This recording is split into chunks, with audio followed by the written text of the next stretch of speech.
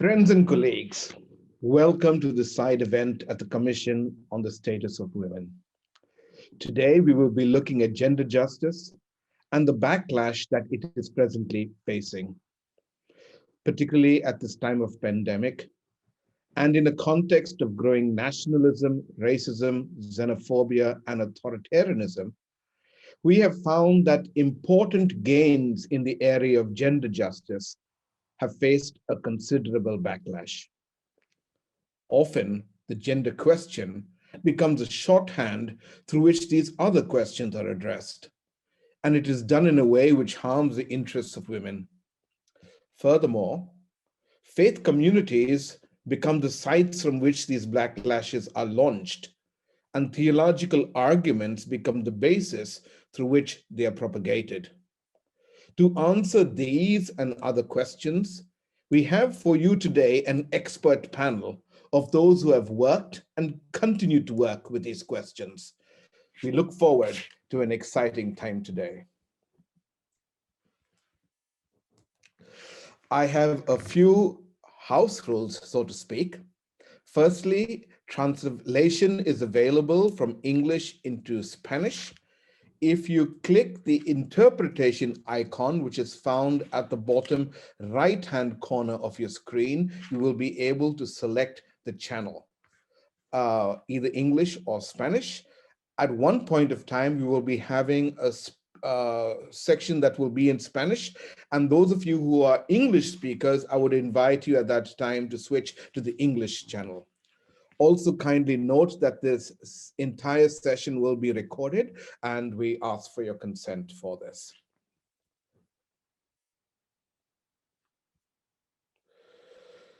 Also, may I invite you during any time during the course of this meeting to go to Mentimeter, which we're using as a tool to ask and receive feedback on certain questions.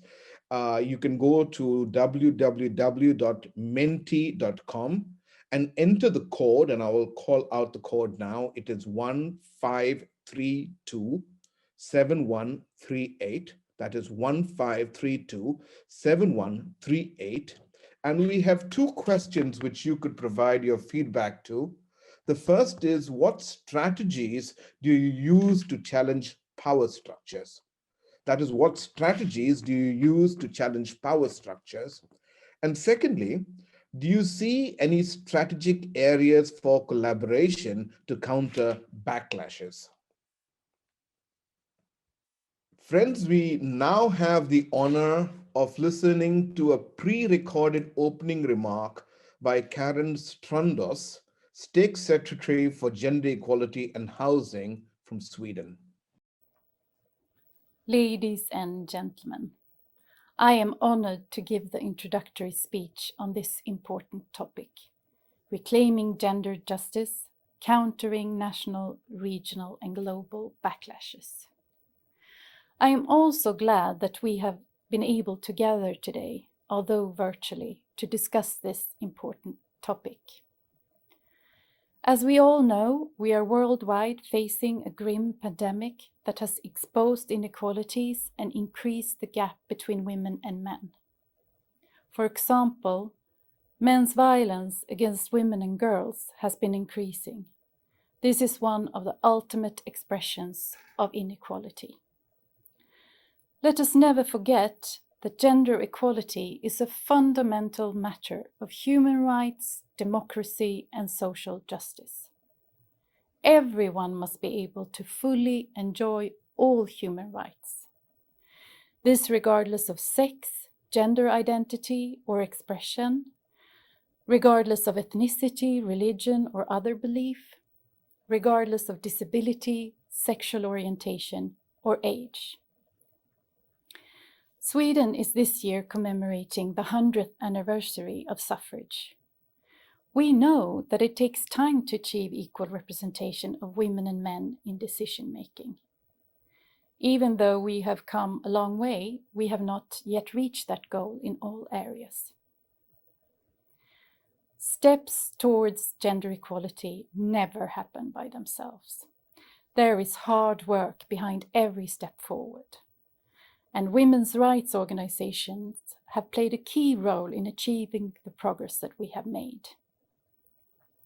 We also know that even where gender balance might be reached, women's conditions to perform their representative duties might be hampered, not at least by online gender-based violence, including threats, harassment, and cyberbullying. In this work, we cannot be blind to what is happening around us. We cannot remain silent. We must speak up. There is a growing wave of mobilization around the world against gender equality. The rights of women and girls are under attack. Populist and extremist forces are trying to restrict the right of women and girls to decide over their own bodies and lives. Sexism and violence seem to be increasing, particularly online. There is a gendered nature of incitement to hatred, racism, and other forms of discrimination. Working for the world's first feminist government, this is always at the back of my mind. Now you might wonder, what is a feminist government? The answer is that a feminist government is committed to achieve gender equality through a policy agenda that combats inequality and inhibits gender roles and structures. Gender equality must be central to all decision-making and resource allocation. The goal for the Swedish gender equality policy is that women and men shall have the same power to shape society and their own lives. Women's and girls' right to decide and exercise control over their own body, access to sexual and reproductive health and rights, affordable childcare and parental insurance are all essential components. Let us also address the role of men and boys in all their diversity. Men and boys have the potential to be actors of change and must be part of transforming gender norms and inequality. Gender equality is not only about women's situation. Men and boys will also benefit from a more gender equal society. To conclude, Sweden will continue to push for women's rights and girls' empowerment. Part of this work includes presently being one of the co-leaders of a global action coalition on economic gender equality within the UN Women Framework Generation Equality. Now is the time to start building back better. Human rights, democracy, the rule of law and gender equality must be at the heart of our efforts, leaving no one behind. We all need to be committed partners in the struggle to achieve gender equality. Let us continue this game-changing work together, here today and onwards. Thank you.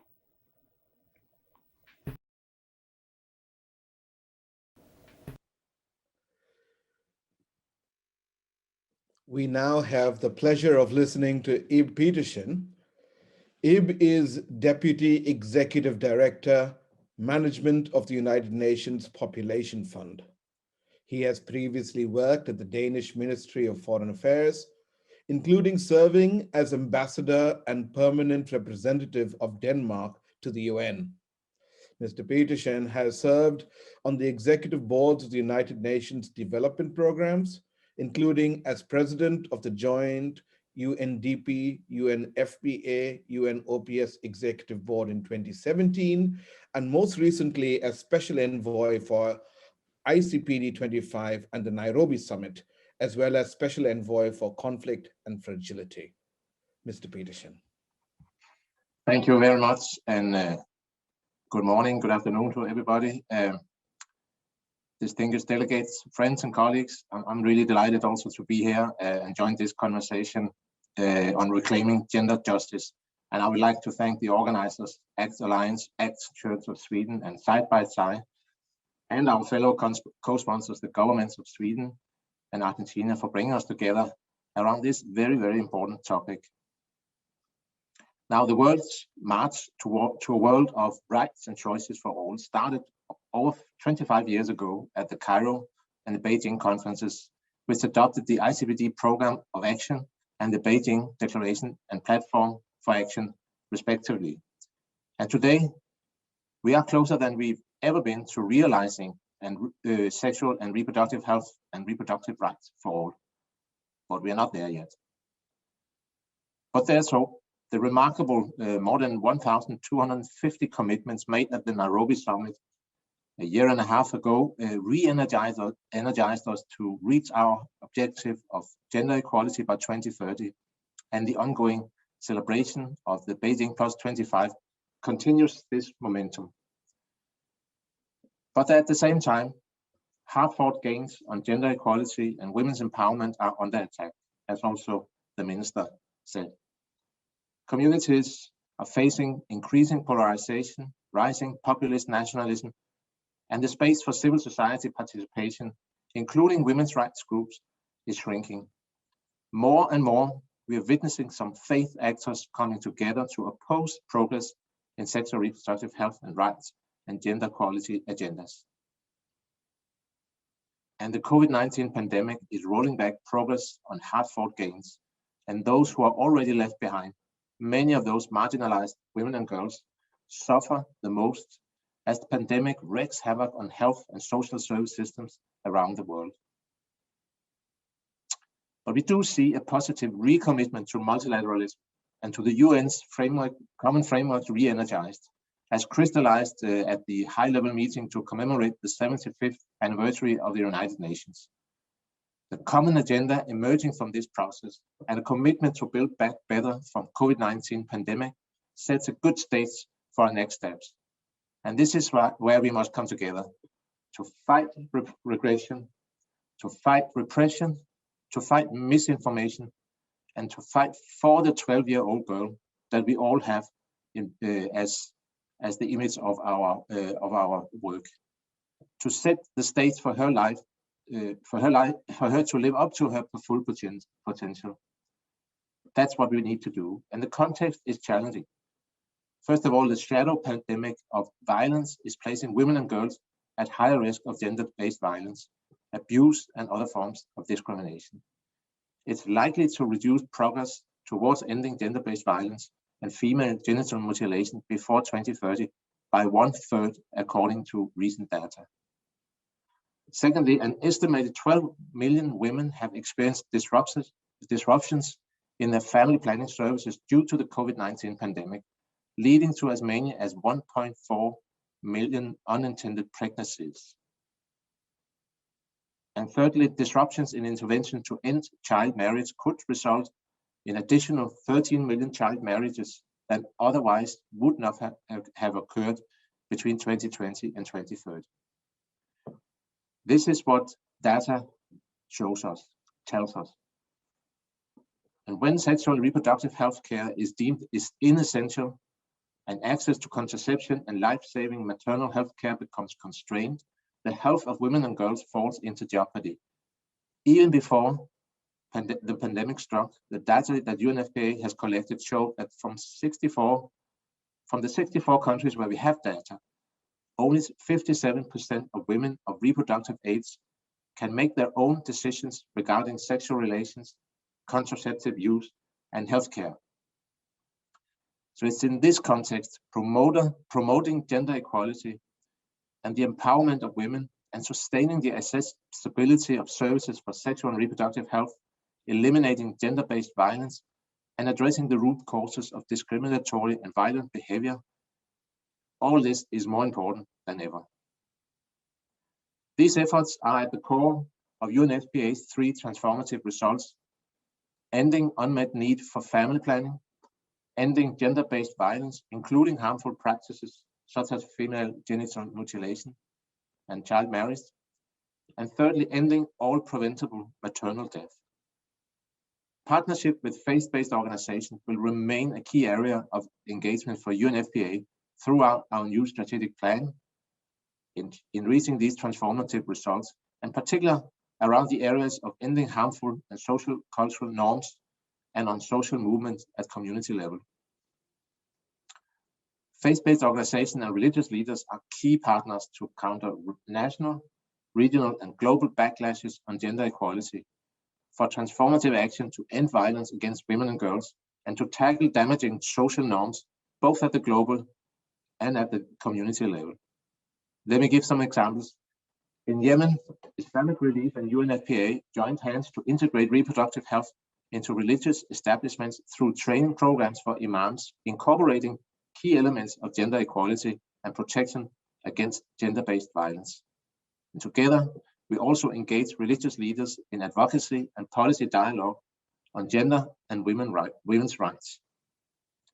In Bolivia, the faith-based organization Católicas por el Derecho a Decidir, excuse my, I hope I pronounced it fairly correct, that organization plays a key role in UNFPA's efforts to disseminate integrated sexual reproductive health services for protecting women and girls from gender-based violence.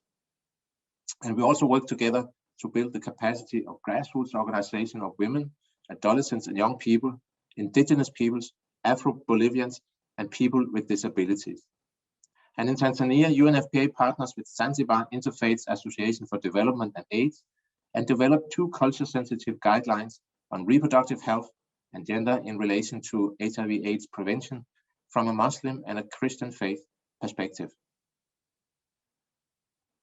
Faith-based organizations' participation in multi-stakeholder initiatives and partnership is also vital to advance the gender equality agenda globally, as testified by the positive experience of the global program to end child marriage and the joint programs to eliminate female genital mutilation.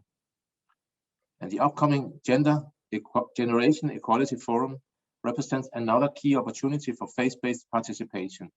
UNFPA is co-leading the Action Coalition on Bodily Autonomy and Sexual and Reproductive Health and Rights, along with France, Argentina, Denmark, Burkina Faso, North Macedonia, with civil society partners and the private sector. On the UN multilateral front, this current session of the Commission for the Status of Women is an important opportunity to focus on the key themes of women's and girls' full and effective participation and decision-making in public life. It is it is just as well an opportunity to focus on the elimination of gender-based violence and harmful practices. And we are really hopeful that member states will adopt strong, action-oriented, agreed conclusions on the priority theme. It's so important. Faith-based actors have a critical role to play in reclaiming the multilateral arena as a space for dialogue, particularly by making the voice of religious women advocates of human rights heard. And they will also be a crucial voice to challenge the notion that there, by definition, is a conflict between faith and human rights in general and women's rights in particular. We know that is not correct, and we work together on this agenda. As a matter of fact, at UNFPA, we aim collectively to create a dialogue on women's rights and gender equality that moves beyond the binaries of faith versus secularism. And today's side event, driven by faith-based organizations, is an excellent example of this constructive approach. So looking ahead, making the voices of faith actors heard in national, regional, and global processes, including the follow-up to the Beijing Platform for Action, the Nairobi Commitments, and the Generation Equality Forum, will be key in ensuring implementation and progress. Now, more than ever, we need to join hands and work across regions, across institutions, and across religions to ensure the rights of every girl and every woman are fully realized, and to make gender justice a reality. Thank you. Thank you very much, Mr. Peterson.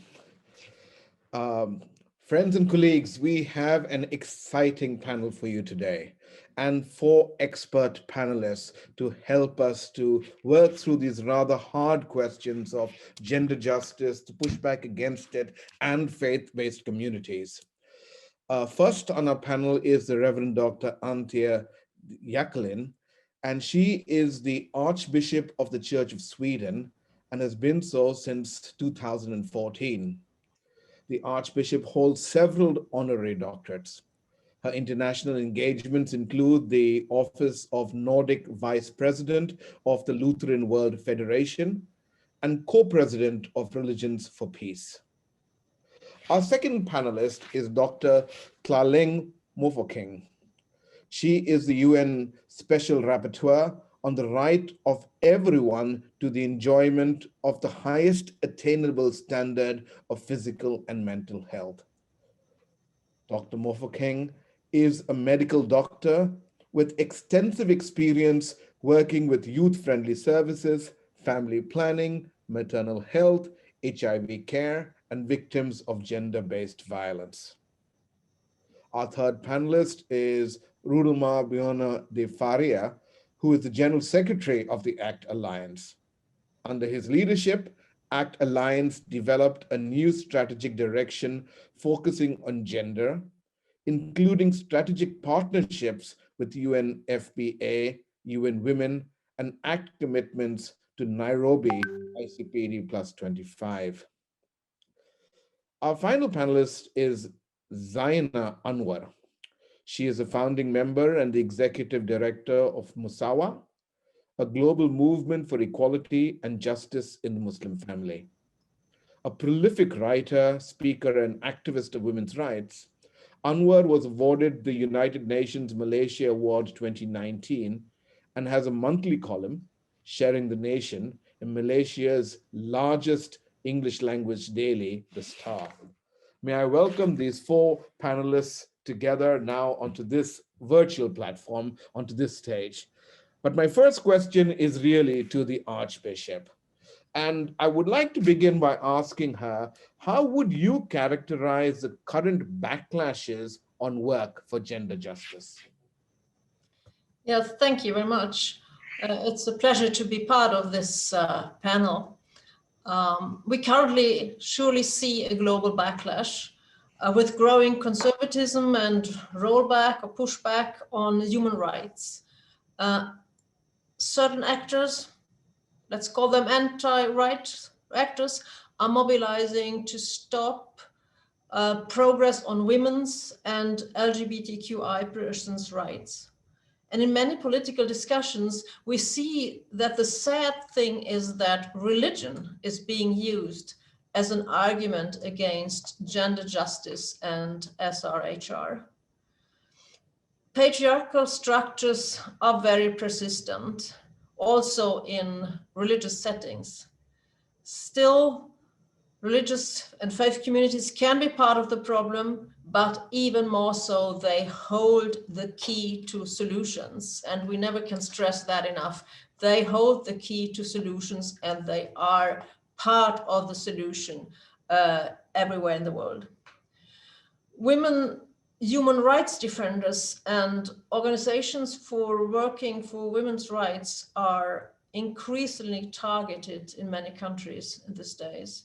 And of course, the pandemic has reinforced and exposed pre-existing inequalities and vulnerabilities. And we have seen an increase in gender-based violence all over the world. We have been seeing this even in a country like Sweden that prides itself to have gone quite far on the path of gender justice. So we live in a world that is deeply affected by this dangerous cocktail of 5 toxic P's. I would love to stop talking about this cocktail of 5 poisonous P's that is affecting the world, but alas, it's still there. Polarization, populism, protectionism, post-truth, and patriarchy. And these 5 P's influence the societies that we live in as well as people, as individuals. Patriarchal structures exist everywhere. Overall in society, also in the church. And there are still barriers, both social and structural barriers, that exclude women from the full participation and leadership. And I know as a church leader myself, there is still plenty of space for more women of my kind my kind of position. We are dismayed but not surprised that we see that the backlash in the political space is also strong in the religious space. For instance, the term gender justice, it has been used for decades in Christian circles and in other religious circles as well, I would assume, but it's now increasingly questioned. It's taken to be gender ideology in a very debasing way. And even we see in places where the ordination of women has been pretty standard, it's now being challenged. So we're up to some difficulties that have certainly increased in the wake of this current pandemic. Thank you very much for that and for the way that you linked theology, faith communities, and the question of gender justice. I'd like to actually push you a bit further on this and ask, how do you see the link between these three? What do you see as a link between gender equality, faith, and perhaps human rights? Well, let me start again in this poisonous cocktail of the 5 Ps. I think one of the implications of that dangerous mixture is that human rights and religion get pitched against each other, particularly when it comes to gender equality, to sexual and reproductive health, sexual orientation, gender identity, and gender expression. And again, I would say unnecessarily so, because most faith traditions speak about equality and dignity of all human beings, at least somewhere in their scriptures and teaching. So rather than looking at the worst, so to speak, in religious traditions, we really should look at the best that there is. And these are teaching about equality and dignity of all human beings. And speaking theologically from a Christian point of view, we believe in God, the creator, and that God created humans equal in God's image with the same inalienable dignity and rights. So our engagement for gender justice and gender equality is a consequence of that conviction. It's not against theology, it's a fruit of our theology. And we also believe that God endowed us with reason. So knowledge is a good thing. And we have to emphasize this in these times when there's so many conspiracy theories around and there's a tendency of pitching science and faith against each other. No, knowledge is a good thing. It's a God-given thing. And I mean, we have a history in the Christian church that it tried to stop natural science centuries ago, and we learned that that was not a good thing to do. Pursuing knowledge and understand how creation and nature work also includes knowing how our bodies work. And this includes sexual health and well-being.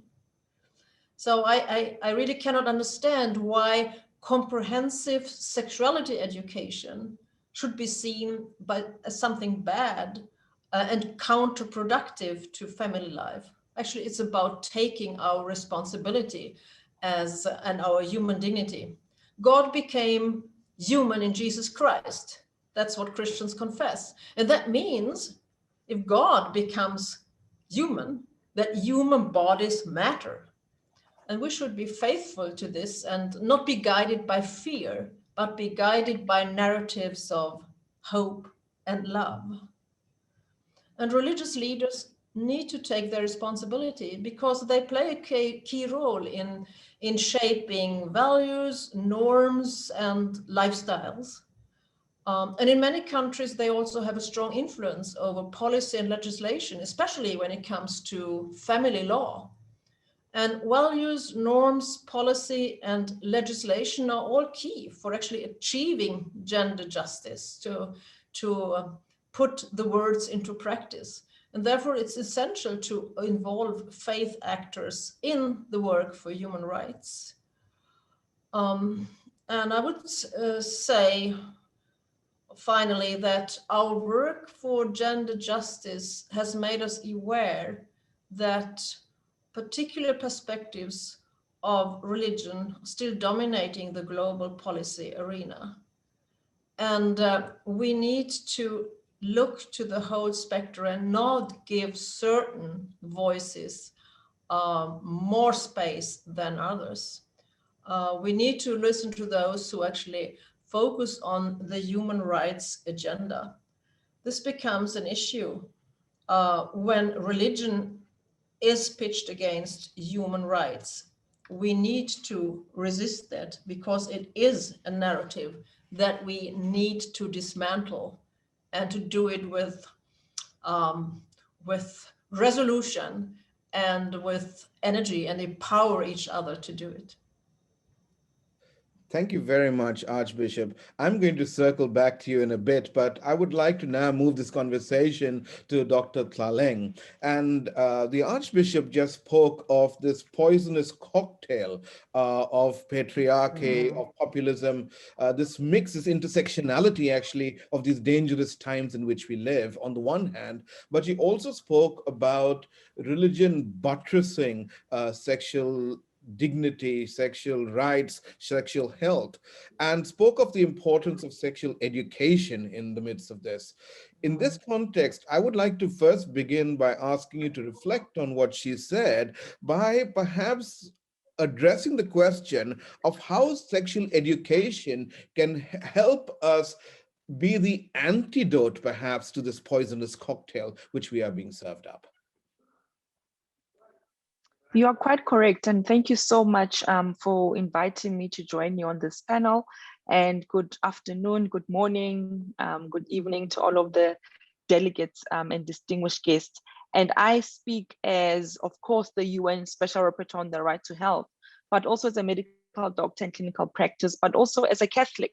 And I am part of the bigger network of Catholics for Choice. And these issues that are discussing today and the important elements that the Reverend is bringing up are so important to my own work in it on a daily basis. But of course, in terms of the right of everyone to the enjoyment of the highest attainable standard of physical and mental health, it is important, of course, to talk about the multiple human rights that are indivisible and interconnected with the right to health.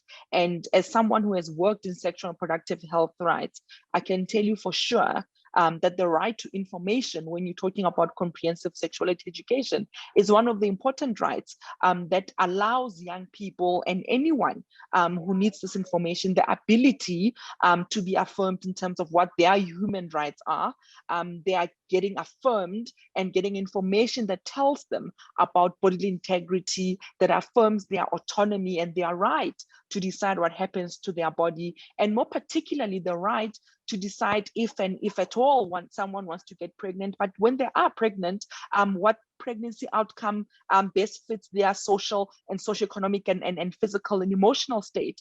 But what's also important, I think what Reverend said, it's this idea of the restoration of dignity. And that is something that I'm really driven by. And in my work, I have seen people try, right, to position the work that I do as a medical doctor as if it's amoral or it lacks some spiritual or religious meaning. And I always push back on that. And it's to say, it's because of my faith, it's because of my religion that I do this work. And I really agree with the Reverend, in terms of the poisonous peas and that they reinforce each other. And we have to push back by firstly giving people information to know their rights so they can defend and advocate for their own rights, but also have the information to make informed decisions at clinical care, at that site where they're supposed to get assistance. And hopefully we will, get less non-clinical players, having impact on what patients do and don't do ultimately with their own health. Thank you so much for that. And thank you for framing this in terms of your own faith commitments. But actually, I want to move this a little bit the other way for you. How would you particularly say that your work as a physician and advocate frame your work for sexual and reproductive health and rights? It is because of my faith that I do this work. And often, people get surprised that even my own parish celebrates the work that I do. When I do go back home to Kwadwa, which is a rural town in the Free State in South Africa, I do go to church and I meet with my parish priests, and they want to know, how far are you with letting young women know their rights? How far are you with actually assisting women get dignified care and respectable care? And for me, there is no separation between who I am as a young woman myself who needs these services, but also as a physician who is doing the work in clinical settings. And I can tell you that there is a lot of structural oppression and obstacles, right, that young people find themselves having to navigate on a daily life.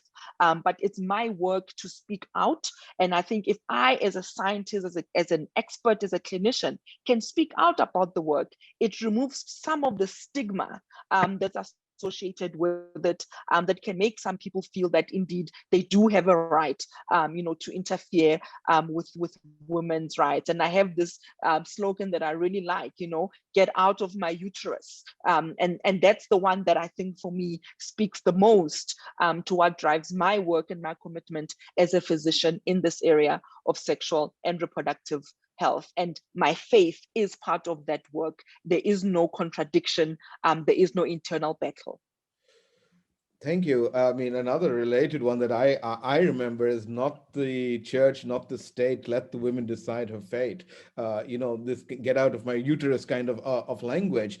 But while you have spoken so progressively perhaps of the political and religious dynamics, but my question to you is actually now the opposite. What political and religious dynamics make it challenging to progress sexual and reproductive health rights? And what are the specific ways in which we can confront these challenges? And more importantly, what role do you think the UN should play in all of this? It's so important because even with my United Nations mandate, I am encouraged to apply a gender perspective to the work that I do and identify good practice for the effective operationalization of the right to health, because we do want to move away from just talking about rights, but how is it in clinical practice? Do human rights get expressed in policy, in procurement, in where budgets and expenditure in public health lies? And I think it's important to think about the right to health more broadly in using new approaches, innovations, and interventions. But it's quite difficult when politically, and again, fueled by religious purity, right? You have criminalization, and we don't talk enough about how religion fuels criminalization in the state, in those laws, and the need for zero discrimination regarding issues such as drug use, sex work, LGBTA and other gender non-conforming, issues around safe abortion, issues around adolescent health. And for me, the ultimate goal is to see us operationalizing effectively the right to health. And I think if we can remove these political, religious obstructions, such as criminalization, first and foremost, I think we will go further into enriching the work that we do, but also look at the work that we do as in itself a protection and a promotion of human rights. And just to give you a quick story, I mean, in South Africa, I've had to go and defend, right, young people's rights to sexual and reproductive education in schools, but the Department of Basic Education had around with them faith leaders and cultural leaders. And I can tell you that the cultural patriarchy we speak about is present in the spiritual or religious patriarchy, and they reinforce each other to further marginalize young people, to further marginalize women, migrant people as well. And unfortunately, these are the same people who look to the church for refuge, right? Where public health systems fails to provide victim-centered gender-based violence support, where the state fails. Often people look for the church. And when churches themselves are not promoters and defenders of human rights, this is how you get these systems entrenched. And politics and religion, again, for me, come to the mix, but to perpetually infantilize women and to perpetually, again, position women as people who are unable to make these decisions outside of a religious leader or a political leader. Thank you. Rudma, I'm going to move this to you now a bit, and particularly since you have been known for pushing the gender agenda within the context of ACT Alliance and the work that you've been doing there. What barriers have you found coming from religious forces, so to speak, in moving the gender work forward, particularly through your work in ACT Alliance? Well, thank you very much also for the opportunities. Well, there are many, and especially when faith and tradition and culture is involved, there are many of them. But maybe I would like just to emphasize some of the important comments from Dr. Chai Leng when she emphasized the importance and the dimension of the rights in health. And I think that the big challenges that we have is how we will experiment our faith, our belief in terms of addressing some of these issues like sexual and reproductive health and rights. From a faith perspective, but also as a faith-based actor, I believe that we cannot do anything else than defending sexual and reproductive health and rights as a human right, but also, as the Archbishop mentioned, as a God's given right. And there is a lot of work that we still need to do to engage faith communities and leadership as well in these discussions, but also a lot of work to do with the UN member states and governments on the right application of the agreed conclusions on SRHR coming from the UN, especially from the UNFPA. It's important to continue the discussions and debate on this topic, but we also want to see more concrete and quick actions to protect the health and the rights of those who are dying in hospitals and clinics because of the lack of application of a protocol to save lives and ensure health to people, to everyone. And that is also not only for government, but also to the faith communities. We want to see this language adopted by the member states, absolutely.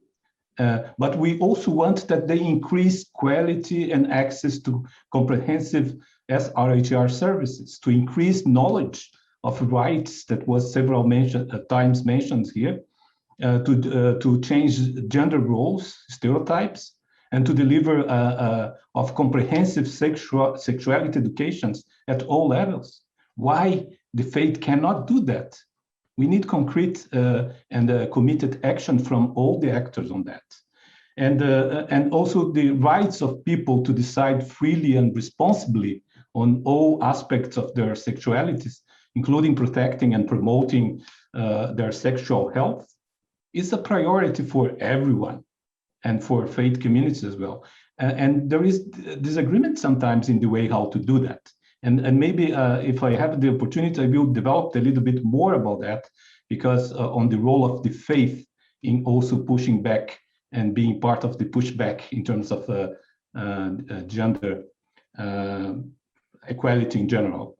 And I would like just to share as that my dream as a co-chair of the UN Multi-Faith Advisory Council, I would like to have religious leaders and actors engaged in promoting this dimension also of the gender equality, the sexual reproductive health and rights.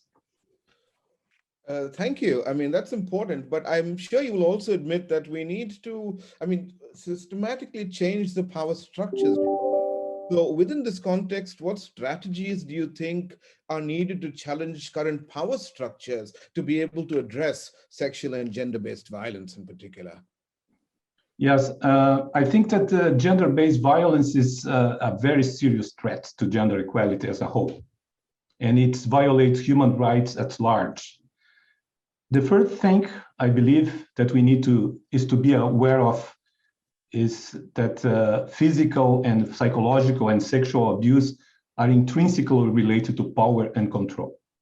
And we see that within the religious communities, within the member states, within the society in general, between the relationship between people, which are rooted in patriarchal systems and also misogyny as part of culture.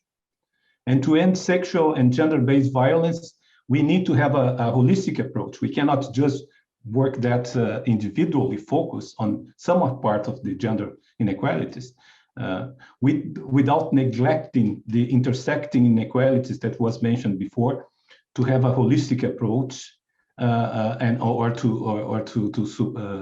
that leads this type of violence. Otherwise, it will be very difficult to address them in an effective and consistent way. And the actions and language that perpetrate sexual and gender-based violence must change. And we need to shift the responsibilities, the focus and the blame to the perpetrator instead of focusing on the behavior of women, girls, and LGBTQI people. And this requires, of course, change in social and cultural norms. And for this, we need to be aware that faith leaders and actors play a huge role in defining these societal norms. And ending sexual and gender-based violence also requires actions at all levels. And that needs to be institutional, needs to be societal and also individual. And we need also to have strategies to engage with all of them, especially as organizations, as we are, that are committed to end this type of violence, sexual and gender-based violence. And just to conclude, I think that to have focus and localized actions are important. But we also need to ensure legal frameworks that we can keep GBV perpetrators accountable to the law. And that is a big problem in many countries, including my country, that we have some laws, but the regulations are not there, and people still are committing this kind of crimes. And in this context, it's important as well to engage in enactment and implementation of laws and policies, as well as work to change norms, attitudes, behaviors towards ending gender-based violence. And the role of civil society organizations, including faith communities and leaders, in advocating to influence positively to create the laws, I think that is one of the most effective ways to ensure that laws are in place, because that helps also to change cultural and social norms that are promoting sexual and gender-based violence. You raised this question of norms and what is normal actually, and it is, I mean, it's very evident actually that gender-based violence and sexual violence is very often normalized by religion, normalized by theology, normalized by faith. But yet, if we look at the broader landscape, many actors seem to be reluctant to engage with religion, wanting to have a more secular approach. Somehow, perhaps not even understanding fully that this is in a way embedded in faith and emerges from faith, so to speak, or faith-based communities for that matter. So how important is it to work with faith to tackle sexual and gender-based violence? Yeah. Thank you very much for this question. And I can understand the reluctance to engage with religion. And it's because of religious fundamentalism also that patriarchal and discriminatory social and cultural norms were perpetuated over the centuries, and they are still here. Why so long? So religion and culture have a strong influence on the definition of social norms, especially those relating to gender. And that every actor needs to take that into account. We cannot just ignore religion from these equations. And considering that worldwide, more than 8 in 10 people identify themselves as people of faith or part of a religious group, we cannot ignore religion in our strategies to prevent sexual and gender-based violence and to promote gender equality as a whole. And as faith actors also are deeply rooted in the communities they serve, and they have a strong influence on the choices people do, even more than politicians do. We know that. My country in Brazil, that's typical now. Religious leaders and faith actors can be strategic partners and powerful forces in both preventive and responsive measures in tackling sexual and gender-based violence on a daily basis as part of their mandate. So social norms and narratives are powerful forces that have the direct impacts on the individual's choices, freedoms, but also capabilities. And changes in cultural norms are essential for preventing sexual and gender-based violence. On the other hand, faith-based and multi-religious coalitions like the ACT Alliance, we have the moral responsibility to take the lead in promoting gender-sensitive actions and leadership, because of what I mentioned before, the role of religion in this equation as well. We have the responsibility to engage with faith communities as coalitions and global international organizations to build a more equal and just agenda for women and LGBTQI around the world. It's crucial for governments, intergovernmental actors, the UN and civil society to work together with religious leaders and faith actors to promote these transformative faith approaches. It's not only a role for faith to change, it's not only the role of the UN try to change, but also it's a role for the faith to change the UN or the global policies as well, in order to reshape patriarchal structures and organizations to advance gender justice. The UN is not only the agencies, they are the member states, and you know that they are part of the problem as well. When we refer to the what's happening at national, local level in terms of norms, policies, and also culture. As a faith-based alliance, we are engaging as ACT Alliance with our members to critically work on dismantling the dangerous connections that exist between religious and culture that relegate women to the private sphere, where the violence occurs more frequently. And this is one of the areas where we need to dedicate a lot of efforts. And also, and our religious traditions bring a lot of elements, just to finalize, into the discussions. So we need to take advantage of our human rights and human dignity perspectives to stop sexual and gender-based violence. Thank you. And thank you particularly for raising this as for religious communities as a moral question. I think the aspect of morality has very much been reduced to, a very private space, but to expand it this way is really helpful. I wouldn't want to move to Zaina now. And I think what Rudma says offers a perfect segue for you in a way.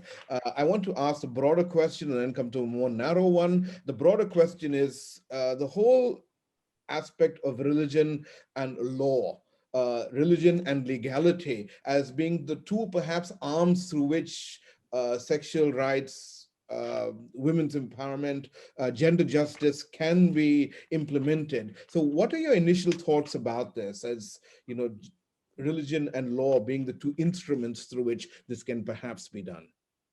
Yeah, I guess if, well, first let me thank you and the Church of Sweden for this opportunity to share the platform. And I think, I want to speak from the work that I do in Muslim context. And I think more than any other context, the intertwining of religion and law in the Muslim world is real and present to this day. There's no even attempt to hide that religion is just, one source of law. Especially when it comes to family law, religion is the source of law. So the issue then, when religion is the source of law to govern the lives of Muslims, and in particular, done in very discriminatory ways to govern the lives of women, then the issue is who has the authority to define the religion? Whose interpretation, who is Islam, what Islam is the right Islam? And we, as women, as citizens who are affected by these laws and practices and policies made in the name of God, are often told to, shut up. You have no authority to speak on matters of religion. That authority belongs to, the religious leaders. You as ordinary, you don't have the education, you don't know Arabic, you have not studied the text, that thousands of pages of text, so you have no authority to speak.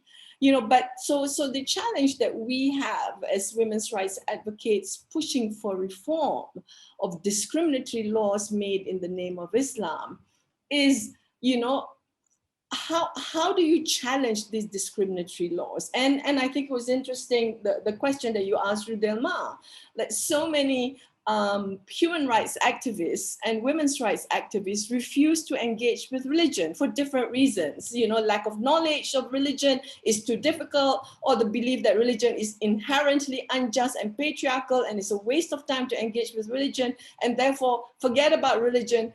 Let's just use the human rights framework to fight for equality and justice. So these are some of the challenges. But when you live in a society where religion is a direct source of law, and that discriminatory law is made in the name of God, and when you want to challenge that discriminatory law, you are accused of being against God, against Islam, against Sharia law.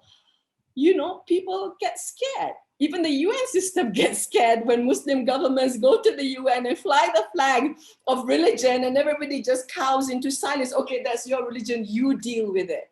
The UN system too, in getting governments to sign all these treaties and in expecting governments to comply to these treaties, have a responsibility and role to play in ensuring that this divine word of God that so many Muslim governments, proclaim on, in Geneva and in New York, how do you challenge these governments when they say this is divine word of God, this is the divine law of God that cannot change? And it's forever. So it's a huge challenge in Muslim context. And that's why a group like Musawa exists, to really challenge the ways governments use and abuse religion to justify discrimination against women and to evade compliance to treaty obligations.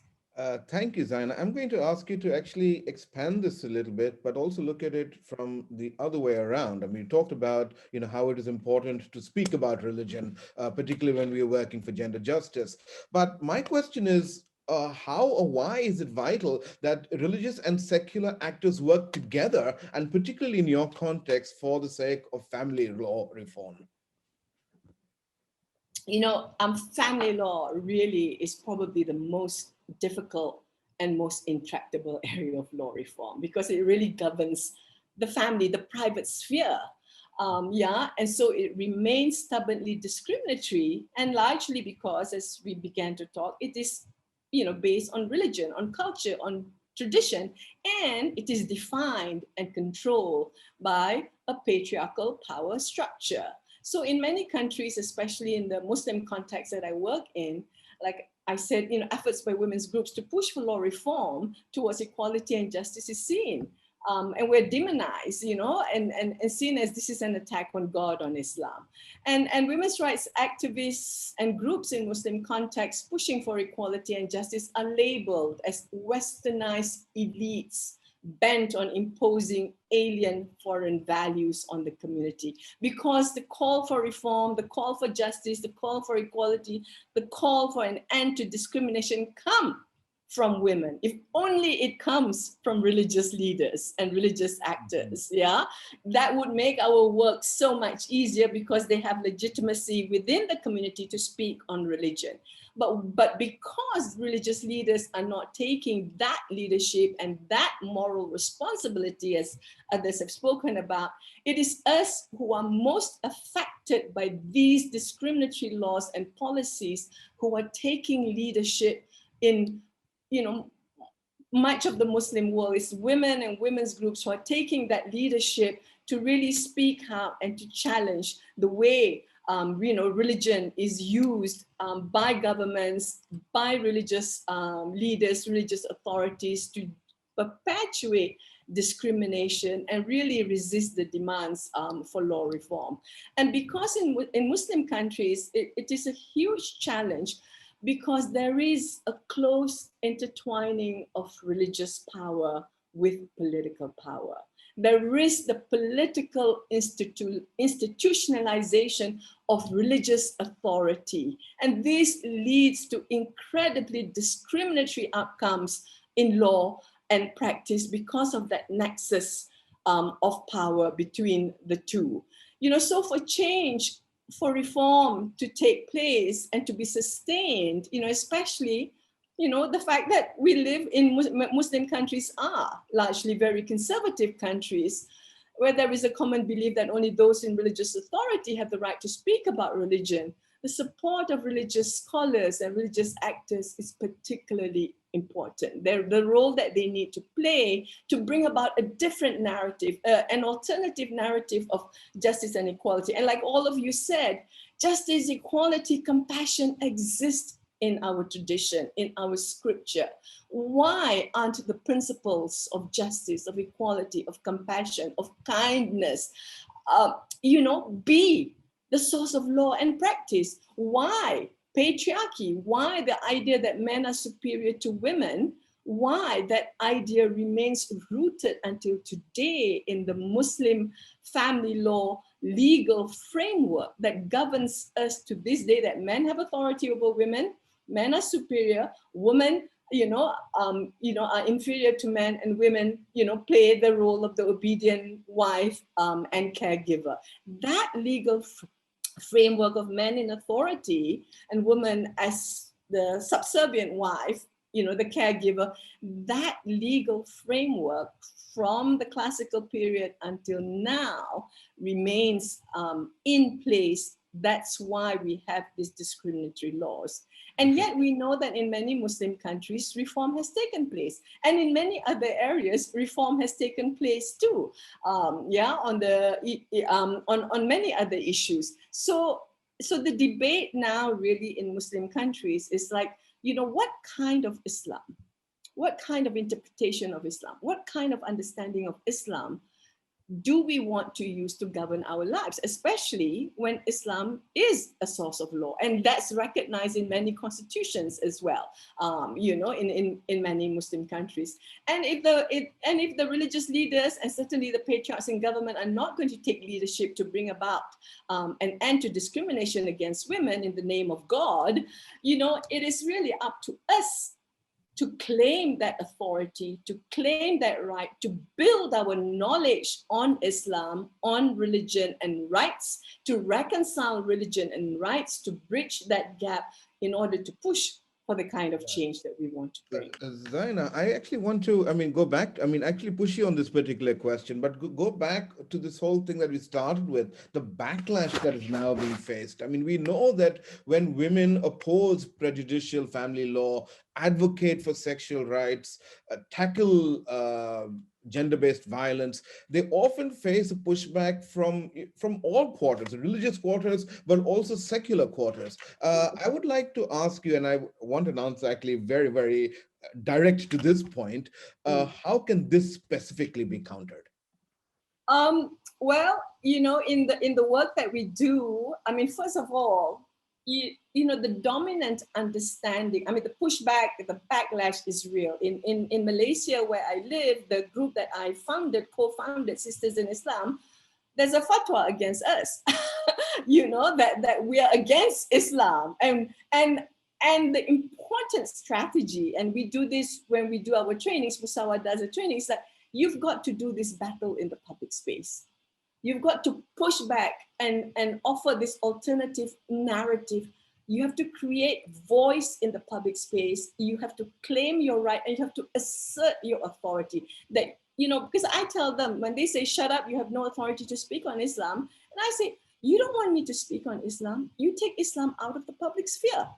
Make it private between me and God, then I will shut up, because what you say don't matter to me and the women who are being discriminated against. But when you want to use Islam as a source of law and public policy, and you want to punish us when we disobey your codified law and disagree with it, then I, as a citizen, with my constitutional rights to freedom of expression, I have the right to speak up, because in the end, we are talking about public law and public policy. We're not talking about theology alone. It's that intersection of theology with law, with policy, with gender rights. Yeah, so we have to speak out. So for me, organizing and mobilizing women's rights defenders, policy makers, other human rights activists and others, to speak out, to begin to build this public debate on an alternative narrative that upholds equality and justice. That is so important, to have that alternative voice to break that dominant patriarchal voice in our countries. Thank you. Thank you. I would like to bring the Archbishop back into this conversation now. Zaina has spoken so powerfully about religion in the public space and how the question of religion has to be addressed within the context of the public space, particularly if religion tries to be a public force. So my question to you is, how can specifically religious leaders address the question of gender-based violence in the context of the public space? Well, thank you. Yeah, this was really powerful and inspiring. Thank you so much, Saina. And I think I want to start with emphasizing that I think this question, whose Islam, is extremely important, and it needs to be heard publicly. I mean, speaking from my own context, in Sweden, where we have quite a strong movement that promotes Islamophobia. They, of course, their interest is there is only one Islam, and that is the most oppressive version, that is the true Islam. So we need to hear this discussion really in public. And my second point would be that we need to have a smart way and a constructive way of partnering with the secular. I mean, I also have come across secular feminists who say, forget about religion, it's just the obstacle. But I think as people of faith, we need to learn that the secular is not really the enemy, because secularization has also been a process of emancipation and has taught us as people of faith a lot. So we need to acknowledge that it's not the enemy, but that we should enter into a partnership. And secularists need to learn that human rights have a source that goes beyond the secular. We can't understand human rights without this pre-rational, pre-empirical roots. Because if you're only rational, you would never end up saying there is a indispensable value in caring for the poorest, for the weakest, for those who are in the direst circumstances. You would just promote the right of the strong. That would be the most effective thing. So we need to have this mutual learning. And then, yes, I also do think that religious leaders can have a crucial role in changing this legal things, both in countries where family law is informed by religious structures, but also in more secular circumstances, because still secular family law in many countries also is influenced by religious norms and actors. So they can and need, faith actors can and need to be change makers, also through engaging with UN bodies and mechanisms such as the Committee on the Elimination of Discrimination Against Women and the Universal Periodic Review. Thank you. I'm going to ask all four panelists a question now, but I'm only going to ask you to offer one single point, because we are running out of time, but this is important. One single point that you think is pertinent to this. What specific action, and I want just one single one from each of you, is needed to reclaim gender justice and counter global, regional, and national backlashes? I will start with Dr. Tlaleng. So I think the biggest thing for me is that often people say that we are polarized, we have nothing in common that binds us, whether it's the religious sector, the politicians, feminists, it doesn't matter what it is. And I always make the argument that human rights is that thread. Human rights is that common thing that must bind us.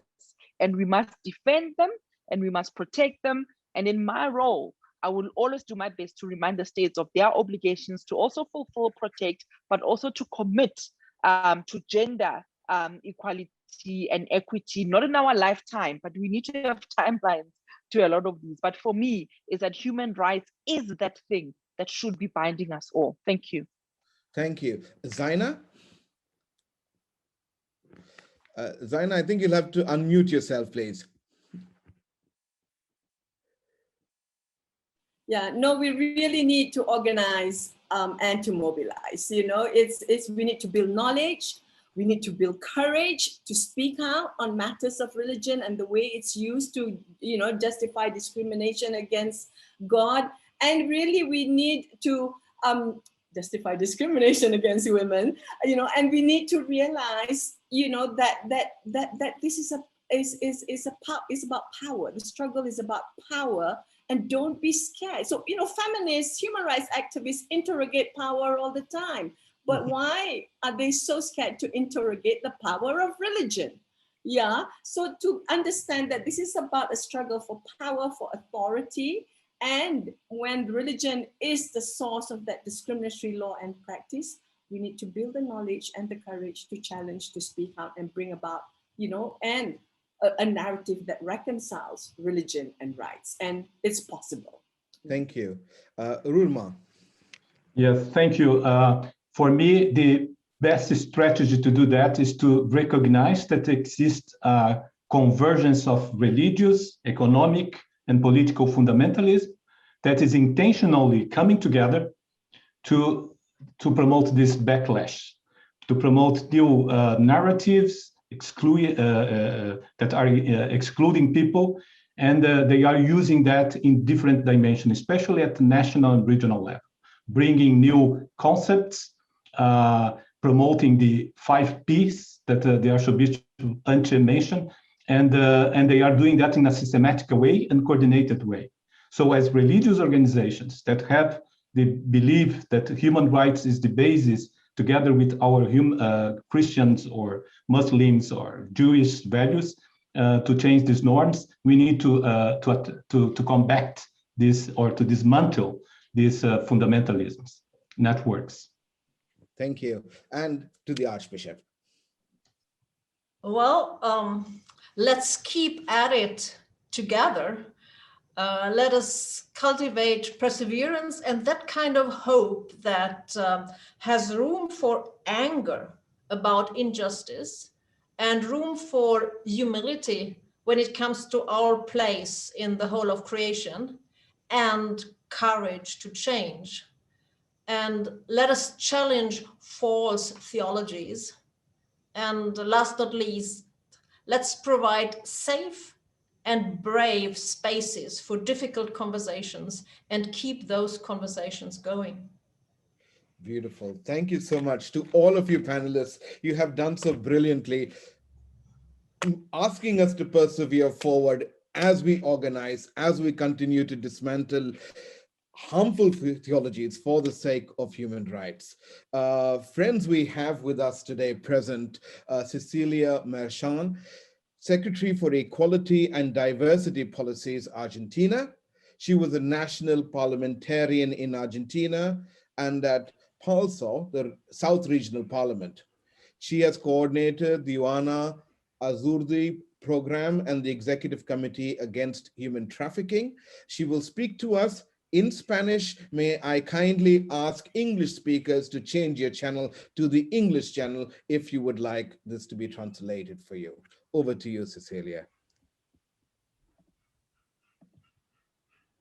Ay, muchas gracias. La verdad que escucharles es un placer. Para nosotras es este encuentro fundamental. Y es fundamental porque en tiempos, como ustedes han referido muy bien, tiempos de fundamentalismos, pero además tiempos de enorme concentración económica. El 1% de la población tiene la cantidad de riqueza que tiene el 99% de la población a nivel mundial. Es un momento donde desde todos los espacios, desde las políticas públicas y fundamentalmente desde este lugar desde el que ustedes hablan, desde una religiosidad y una espiritualidad liberadora que nos permita mirar nuestros propios derechos y que nos permita volver a entendernos como humanidad dentro de este contexto, me parece que es absolutamente central. Y es central todo lo que ustedes están planteando. y desde nuestra región poder mirar algunos fenómenos, algunas circunstancias como la que ocurrió el año pasado en Bolivia, por ejemplo, o en Brasil, donde se asocian fenómenos del fundamentalismo religioso a esos fundamentalismos políticos cruzados con un neoliberalismo muy violento en materia económica y un fundamentalismo en materia espiritual y religiosa y moral. Creo que tenemos que hacer una conjunción muy fuerte de las políticas públicas con las religiones y con las creencias que, como les decía, tienen este perfil liberador y parado desde una perspectiva de los derechos humanos, que es absolutamente fundamental. Voy a poner solo un ejemplo ocurrido en Bolivia, donde con una cruz se quemaban las banderas de la huipala, que son las banderas de nuestros pueblos originarios, se cortaba la cabellera de una dirigente indígena, se violentaba absolutamente a las personas por su origen étnico-racial, y las mismas situaciones ocurridas en Brasil, donde hemos visto cómo se cruzaban, por ejemplo, en el asesinato de Mariel Franco, este tipo de situaciones. En nuestro país, en la Argentina, desde nuestro gobierno popular, con nuestro presidente Alberto Fernández, nuestra vicepresidenta Cristina Fernández, y desde la construcción del Ministerio de las Mujeres, Géneros y Diversidad, recientemente creado, consideramos que esta tarea que tenemos que llevar adelante en conjunto es central. Creemos que es muy importante esta articulación con las iglesias. De hecho, durante el año pasado tuvimos en la Argentina una discusión que lleva muchos años en nuestro país, que es la de la legalización del aborto, donde nos encontramos con la fuerza también de los fundamentalismos, enfrentando este avance del movimiento de mujeres que lleva mucho tiempo instalando esta discusión, como hemos instalado otras que tienen que ver con el ámbito de la familia, como por ejemplo la de matrimonio igualitario o la de identidad de género. Y en todos estos casos nos hemos encontrado con no solamente la solidaridad de las iglesias de CREAS, de este encuentro tan fundamental con distintos credos, sino que desde ese lugar hemos podido trabajar en muchos sectores populares. Nuestro pueblo es un pueblo religioso, que es un pueblo de creencias religiosas, y por lo tanto el aporte que hacen desde las distintas iglesias a poder quitar los velos de los fundamentalismos en los sectores populares nos parece que es fundamental. Así como existe una alianza tan fuerte entre los fundamentalismos y el neoliberalismo y la acumulación profunda de la riqueza y de la violencia por razones de género, creo que tenemos que establecer una alianza muy profunda entre los gobiernos populares, las iglesias que tienen una mirada de derechos humanos y liberadora, y esta búsqueda por la igualdad entre los géneros. Así que celebro este encuentro, lo celebramos, traigo el saludo de nuestra ministra y de todo nuestro equipo, y aquí seguramente con todas nosotras y todos nosotros están un montón de hermanas que han batallado con mucha fuerza cada uno de los avances de derechos en nuestro país y en toda la región. Así que muchas gracias. Sé que mi tiempo era así corto y celebro muchísimo esta posibilidad de escucharles y de participar en este evento tan importante.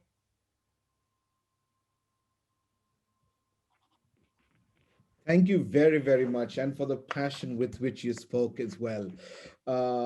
Friends, thank you so much for being part of this panel today.